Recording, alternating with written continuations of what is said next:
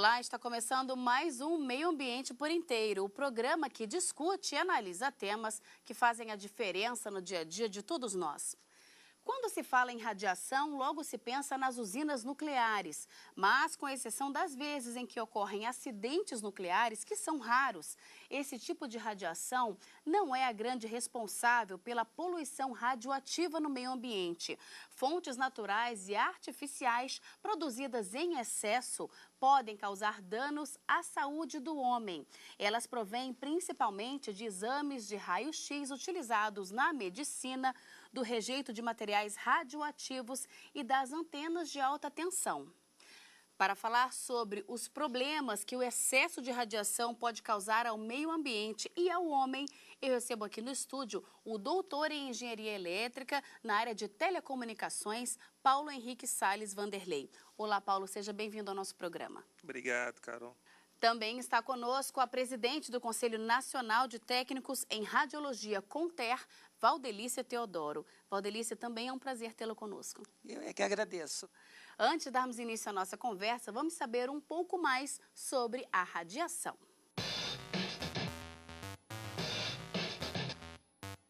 Radiação. Poucos sabem o que realmente significa, mas ela está presente no nosso dia a dia. Raio-x, micro-ondas, antena de celular.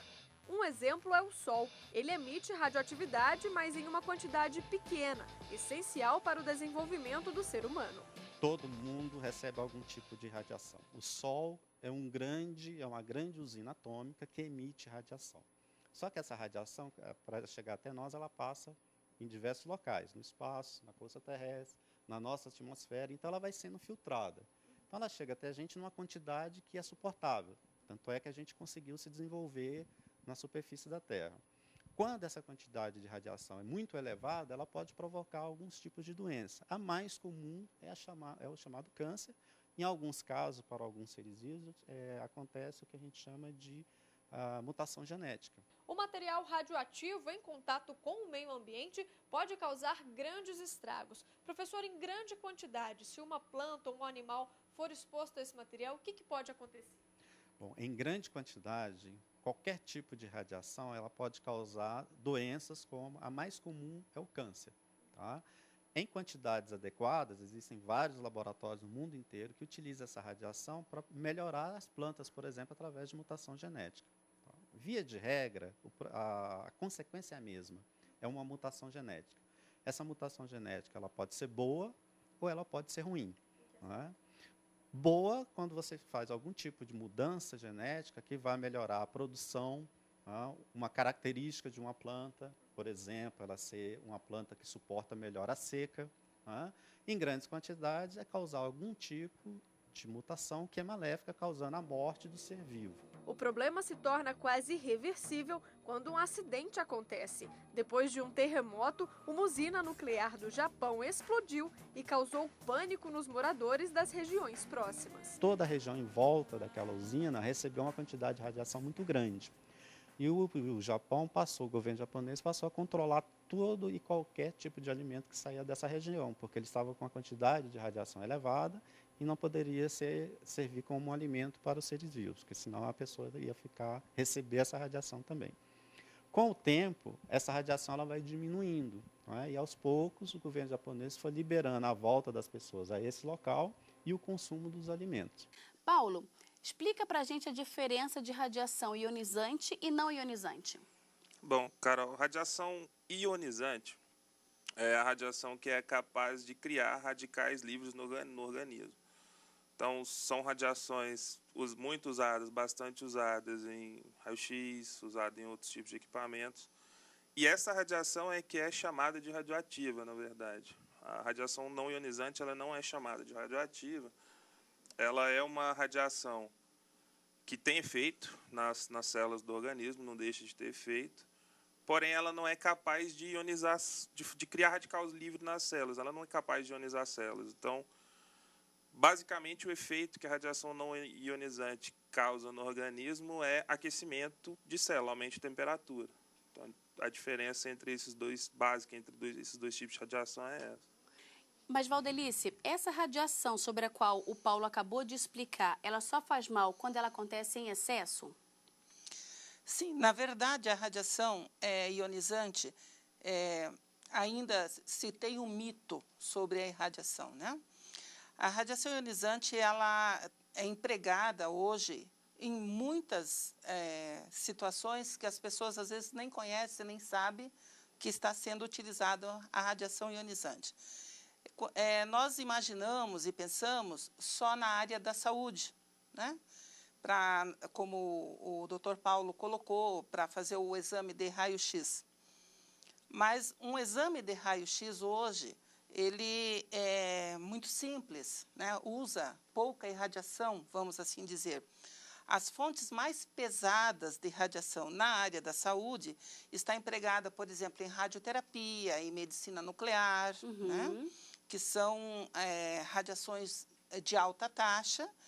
Mas nós temos que levar em consideração que esta radiação que assombra, que todos acham que ela é perigosa, que só tem malefícios, ela traz muitos benefícios, principalmente na área da saúde.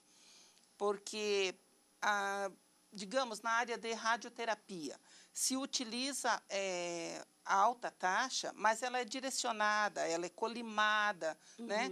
Então, ela é direcionada a só aquela área a ser tratada. A irradiação espalhada, ou a secundária, o malefício dela não chega perto do benefício que traz quando se recebe um diagnóstico perfeito ou uma cura de um tumor tratado pela radiação. Quais são os lugares onde existe a maior emissão de radiação e até que ponto essa radiação ela pode ser prejudicial para o meio ambiente e para a saúde do homem, Paulo? A radiação, ela existe, está aí e é necessária para a gente poder fazer para a gente ter várias facilidades, vamos colocar assim, que a gente tem hoje em dia. Para a gente conversar, para a gente falar num telefone celular, eu preciso de radiação para transmitir. Para a gente usar o forno micro-ondas, vai existir um pouco de radiação dentro desse micro-ondas, um pouquinho escapa.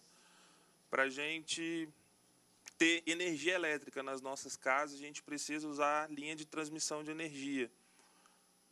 Radiação também também é emitida dessas linhas de transmissão. TV, monitor de computador, até lâmpada, fluorescente, incandescente, emitem radiação. Então, para a gente ter essas facilidades, a gente tem que conviver com a radiação. Então, os cuidados que a gente tem que tomar tem que ser para essa radiação não causar mal para a gente. Então, esses são os cuidados que a gente vai ter que ter, né? Existe um nível de exposição à radiação seguro? Existe. As normas, a legislação existente sobre radiações ionizantes, ela assegura que o indivíduo não ocupacional, ele pode tomar até 50 milisievert de dose de radiação durante um ano, desde que isso seja, digamos, esporádico num ano. Ele não pode ultrapassar isso no decorrer de 5 anos. Né? Então, quando nós falamos em 50 millisieverts, não é pouca irradiação. Mas nós temos que lembrar o seguinte, que nós convivemos num meio de radiação em todas as situações. Nós temos a radiação ionizante, a não ionizante, como o Dr. Paulo falou, nas redes de alta tensão tem radiação, em todos os utensílios do nosso lar, né? Nós temos irradiação, nós temos a irradiação solar, ultravioleta, nós convivemos com a radiação. Até alimentos que nós consumimos, ele passa por radiação. As garrafas de refrigerante, de cerveja, passa por radiação, né? Pedras que nós usamos em joias, semijoias, passa por radiação para poder corá-las mais rápidos. A maquiagem que as mulheres usam, que nós usamos, ela passa por um processo de radiação, né? Então, em tudo que se emprega hoje não dá para falar no mundo, na convivência, na sociedade, no meio ambiente, ou em tudo que nós vivemos, sem ter a radiação. Inclusive, no campo, né, o adubo que é colocado para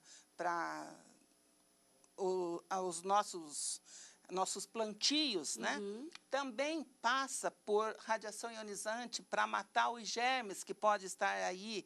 Então, em tudo nós temos radiação ionizante. E não ionizante, corrigindo, ionizante e não ionizante, que tem o seu efeito somatório no nosso organismo. Para o caso da radiação não ionizante, também tem legislação para limitar a exposição das pessoas. A Anatel tem uma resolução que cuida desse assunto, que é a resolução 303 de 2002 da Anatel, que acabou virando a lei federal, que é a Lei Federal 11.934 de 2009. Então, no caso da radiação não ionizante, os níveis a gente não mede em CIVIT, a gente mede em volts por metro, que são níveis de campo elétrico, no fundo. São os limites para a população em geral. São vários limites. A lei e a resolução tratam de limites para emissões de diversos níveis de frequência, vamos colocar assim. Para o caso dos celulares, o nível máximo de emissão que pode ser emitido para a população em geral, o limite é 40 volts por metro. Então, até 40 volts por metro, aquele sistema de telefonia, aquele ambiente está certificado, vamos colocar assim. Aquele ambiente, teoricamente, ele não causaria dano à saúde, dano permanente à saúde da população. Hoje a gente não ultrapassa esse nível. O problema que a gente pode ter em relação a isso é o seguinte: a gente tem um nível. O nível está aí, o nível são 40 volts por metro, e esse nível não é ultrapassado. Geralmente não é ultrapassado de forma nenhuma. Tem ambientes que têm nível maior, tem ambientes que têm nível menor, mas ele não é ultrapassado. O problema é que não existem ainda pesquisas, principalmente na área da biologia, de longo prazo, que digam se esse nível é seguro ou não. Então, existe o nível é respeitado, mas ainda falta falar se esse nível é seguro ou não é. Esse aqui é o ponto. A radiação emitida nas linhas de transmissão de alta tensão, ela pode ser prejudicial ao meio ambiente, ao homem? Pode, desde que não observado a distância, né, que é necessária para ter a segurança. Então, a radiação existe nessas transmissões, né, nessas linhas de transmissões. Quando elas... E muito bem lembrado, né, que teve uma audiência pública que foi de suma importância para esclarecer essa matéria, né? Então, essa radiação existe, né, mas ela tem uma margem de segurança e que deve ser respeitada para que não cause mal, nem ao homem, nem ao meio ambiente. A gente vai continuar conversando sobre esse assunto, mas agora vamos para um breve intervalo e daqui a pouco estamos de volta com mais Meio Ambiente por Inteiro. Não saia daí.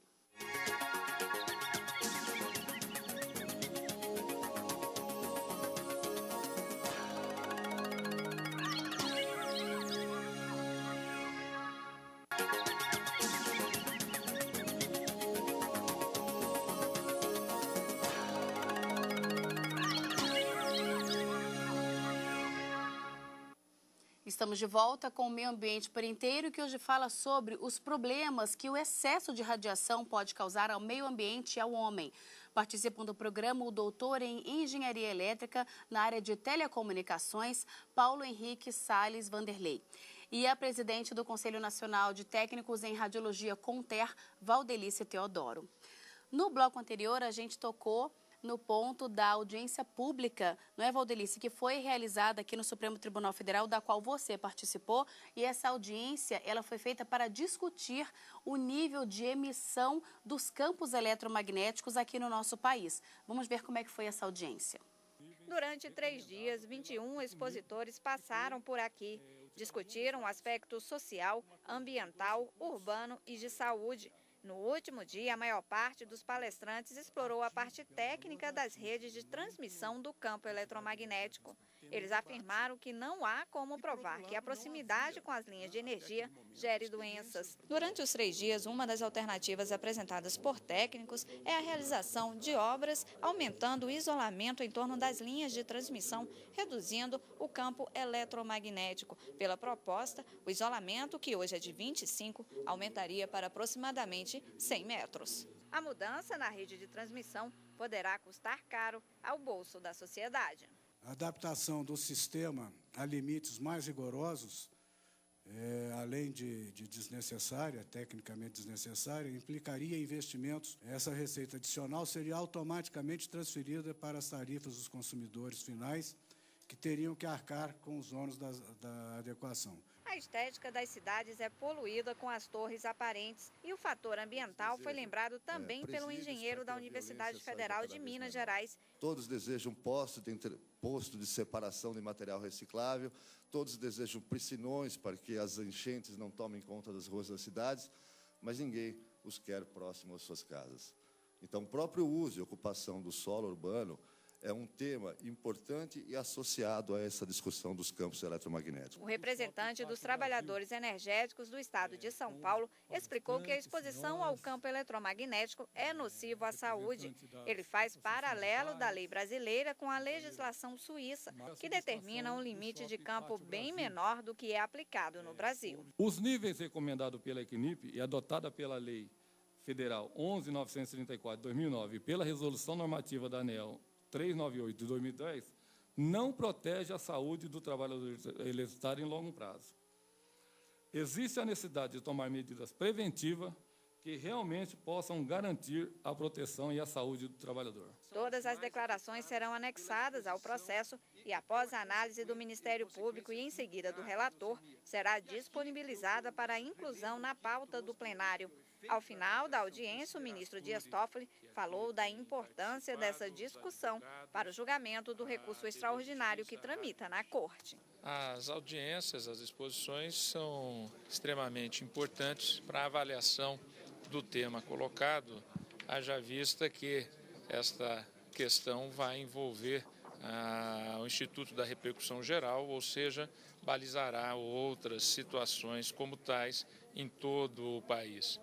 E é evidente que ouvimos aqui técnicos de todas as áreas, da área de energia, da área da engenharia, da área da saúde pública, e com isso nós poderemos ter uma visão mais ampla, mais geral de toda a questão colocada a respeito desta situação. Valdelice, você achou importante a realização dessa audiência pública? Foi muito importante porque trouxe para a sociedade, né, que cada um que tem conhecimento sobre a matéria pudesse colocar, e é uma matéria que envolve a sociedade.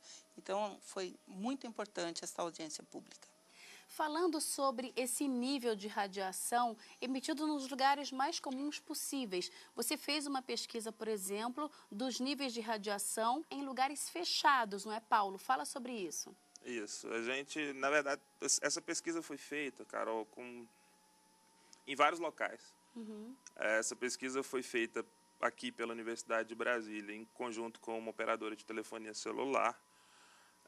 Essa operadora encomendou da Universidade de Brasília a emissão de um certificado para comprovar que eles estavam dentro dos limites de emissão. A gente fez o estudo e fez a medição. Nós medimos várias torres de emissão dessa operadora e, consequentemente, a gente mede o ambiente inteiro, como um todo. Externamente, a gente tem as emissões. Tá? Essas emissões, no caso dessa operadora, todas que a gente fez, estão dentro dos limites que a resolução pregava à época e que a lei federal prega hoje. Só que a gente tem algumas curiosidades, né, nessa pesquisa. Ambientes internos, antenas de celular de ambientes internos acabaram apresentando nível de emissão um pouquinho maior do que os ambientes externos. Então, a gente pensa que perto da antena a gente está mais seguro, perto da antena, de uma torre alta, a gente está muito inseguro, que emite muito. Na verdade, antenas celulares pequenas usadas para ambientes internos como shopping, a própria Câmara dos Deputados tem antenas, o próprio Senado tem antenas. Acredito que aqui dentro do Supremo a gente deva ter antenas também. Ambientes internos, como eles estão fechados, vamos colocar assim, essa radiação não ionizante das antenas celulares, ela não escapa. Então, ela fica dentro do ambiente. Os níveis de emissão dentro desse ambiente são mais altos do que fora, do que na rua, do que perto de uma antena, de uma torre bem alta. Então, isso é até certo ponto curioso. A gente pensa que na rua a gente está mais desprotegido em relação à emissão, no entanto, do ambiente fechado a gente fica muito mais desprotegido. Quando existe essa liberação de radiação excessiva, quais são os males para o meio ambiente e para a saúde do homem? Existem muitos acidentes que podem acontecer com rejeitos, ou não acontece o acidente, mas o rejeito vai, né? Existe, às vezes, a falta de controle, o comprometimento, né, de quem está responsável por isso. Vou citar um exemplo para você. Existem alguns tratamentos que são feitos com iodo radioativo. Né? Durante o período que a pessoa está internada com esse material radioativo inserido no corpo, então ela fica num isolamento. Mas o que ela está colocando fora, né, vai para a rede de esgoto. Né? Em situações de químicos, né, que tem, onde são reveladas radiografias, isso tanto na área industrial quanto na área da saúde, existem radiografias que são feitas e são reveladas. Parte desse químico, às vezes, não é tratado e também jogado na rede de esgoto. E pode prejudicar os mananciais, o solo. O que acontece? Os peixes, o que pode acontecer? os viventes, digamos, nas águas, são contaminadas. Né, traz um prejuízo muito grande para o meio ambiente. Por exemplo, existe na parte industrial, né, radiografias que são feitas de gasodutos, enfim, na área industrial, né? E esse feixe de radiação utilizado para radiografar essa peça, ela está exposta para onde? Para o meio ambiente, né? Ela não tem uma sala fechada, diferentemente do que é da área de saúde. Tudo está aí, está na natureza. Esses acidentes, Valdelice, quando eles acontecem e quando esse material radioativo ele vai para o solo, ele vai para as plantas, não é? Os animais ingerem aquele pasto que foi contaminado com a radiação. Essa radiação acaba vindo para o consumidor, para o ser humano, não é? Sim, mas numa proporção muito pequena, mas existe o dano para isso, né? Danificou, digamos, a pastagem do animal, logo esse animal sendo consumido pelo ser humano, então é um efeito em cascata, né? Ao meio ambiente e ao ser humano. Ali da situação do acidente de Fukushima, houve, digamos assim, uma responsabilidade muito grande por parte das autoridades, né, que eles isolaram a área e não permitiram o consumo de nada dali, porque o meio ambiente, tudo que estava de plantação, de verduras e tudo, foi contaminado pela irradiação, então não foi consumido. É impossível ser consumido sem trazer um malefício para a saúde do humano. Paulo, como é que você avalia a legislação vigente no que diz respeito a essa emissão de linha eletromagnética, de radiação? Qual a sua avaliação da nossa legislação com relação a isso? A gente, na verdade, tem algumas leis que são efetivas, principalmente as leis e os regulamentos que tratam dos níveis de emissão. A partir do momento que eu garanto que determinado nível é seguro e que eu meço esses níveis e que esses níveis e que todas as emissões do ambiente estão abaixo desses níveis, isso traz uma certa efetividade. Porém, a gente tem alguns problemas locais. A gente tem lei municipal em Palmas, que é uma capital de estado, capital do Tocantins. A gente tinha lei que foi revogada em São Paulo. A gente tem uma lei distrital, que é a 3446 de 2004, por exemplo, que vai um pouco contra essa questão de nível de emissão. Essa lei, a Lei 3446 de 2004 aqui do DF, ela determina que as antenas de celular, por exemplo, fiquem a uma distância mínima de 50 metros de uma unidade imobiliária, uma casa. Qual que é o problema que a gente tem? A antena de celular, ela é criada, ela é concebida não para reter radiação, mas para emitir radiação. Eu tenho uma antena de celular que foi criada, foi projetada para emitir radiação no ambiente. A partir do momento que eu emito uma radiação e que eu tenho uma lei que afasta a casa a 50 metros dessa torre, uma casa a 50 metros da torre pode ter muito mais emissão de radiação, o nível de emissão pode ser muito mais alto do que logo abaixo da torre. Entendo. Então, por exemplo, para um hospital, para uma escola, em várias situações de configuração de projeto de antena, vamos colocar assim, é mais seguro estar embaixo da antena do que estar a 50 metros. Essa lei distrital, que pode estar prejudicando as pessoas, ela está em discussão, existe uma ação direta de inconstitucionalidade no Supremo e essa lei está sendo rediscutida. Hoje, as leis mais efetivas que a gente tem, no VT a gente viu um comentário sobre o ICNIRP, que é um órgão internacional que regula as radiações não ionizantes, que são as usadas em celular. A lei federal 11934, de 2009, e a resolução da Anatel 303, de 2002, elas tratam desse tipo de radiação e elas tentam garantir nível de emissão, que é onde a gente vê um pouco de efetividade. Afastar casa, hospital ou escola de antena não garante a segurança desses locais. Então, a gente tem que tomar cuidado com essas leis. Na sua opinião, Valdelice, o que poderia ser feito para que não houvesse nenhum efeito nocivo, nem para o homem, nem para o meio ambiente? Uma coisa que precisa ficar clara e registrada, né? Nós temos, o CONTER tem tentado alertar autoridades, nós temos enviado vários ofícios, né, chamando a atenção disso. Porque quando nós falamos em radiação ionizante e não ionizante, e que traz prejuízo tanto para a saúde quanto para o meio ambiente, nós temos que lembrar, por exemplo, Paulo acabou de falar que nós temos uma norma para a área da telefonia. Né? E nós sabemos que a lei universal, ela diz que a radiação ionizante ela tem efeito estocástico, ou seja, somatório. Né? Então, quando nós atendemos uma norma, nós não atingimos a dose com a telefonia. Mas nós temos que somar que nós estamos expostos à de transmissão.